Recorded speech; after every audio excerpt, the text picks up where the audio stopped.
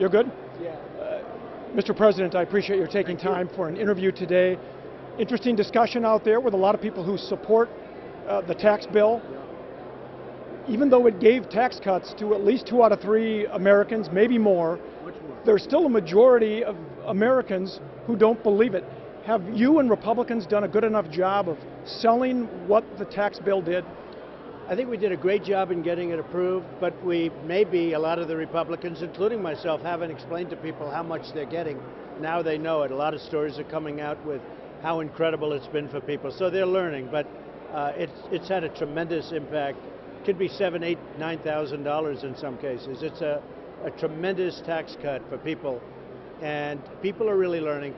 I don't think you have to explain it. They're just seeing a lot more money show up in their check that they didn't see a couple of years ago. And you said $5 billion in savings here in the state of Minnesota. Yes. Is that according to $5 who? billion, according to whoever does that kind of thing. $5 billion saved in the state of Minnesota alone. Has enough of it gone to middle-income Americans and Minnesotans? Well, if you look at the job numbers are at record numbers, including in Minnesota. The job numbers are at record numbers, and we're creating records in almost every way. Industry, you look at the money that's pouring back into the country, money that was gone, that was going to be spent in other countries. It's now coming back from overseas because we gave an incentive to bring the money back. So tremendous numbers of jobs are being created by businesses that are all thriving. Small businesses, big businesses.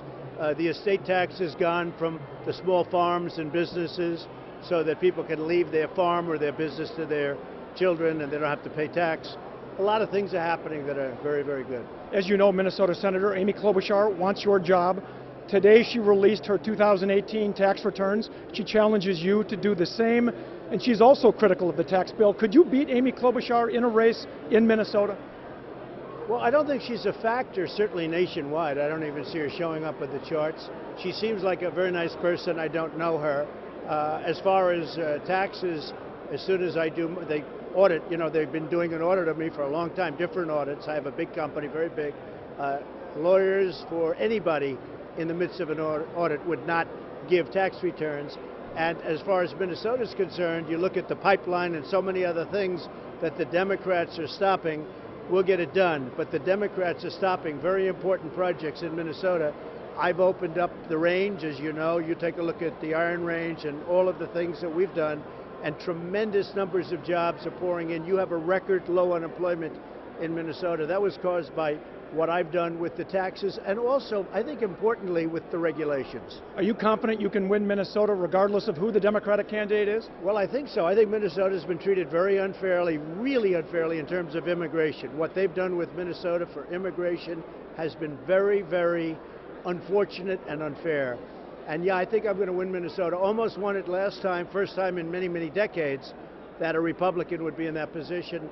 I think if you look at the Iron Range, if you look at all of the things that we've done for Minnesota, Minnesota's a big beneficiary of what I've done, especially maybe taxes being lowered, but especially with regulations. So I think we're going to win Minnesota. I think we're going to win Minnesota big, and I'm going to treat Minnesota fairly on immigration. They have been treated so badly.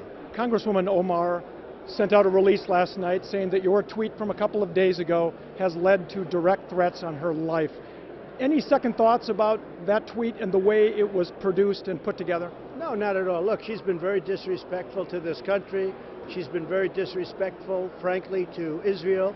She is somebody that doesn't really understand, I think, life, real life, what it's all about. All she does is criticize people.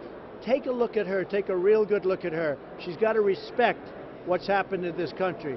She's got to respect people that have been helpful to us and not always criticize.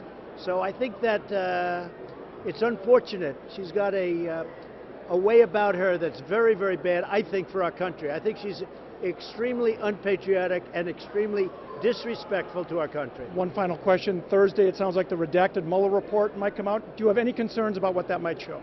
Well, it showed that it's a total phony. I don't have to say that. I mean, you just take a look at the conclusion. You just take any aspect of that report.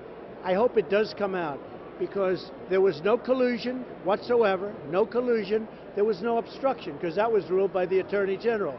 Where there was collusion and where there was obstruction and where there was crime was on the other side.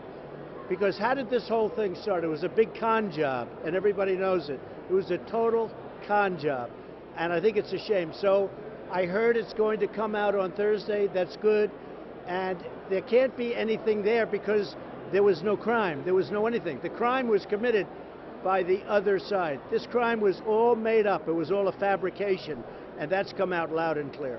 Mr. President, thank you for your time. I appreciate it.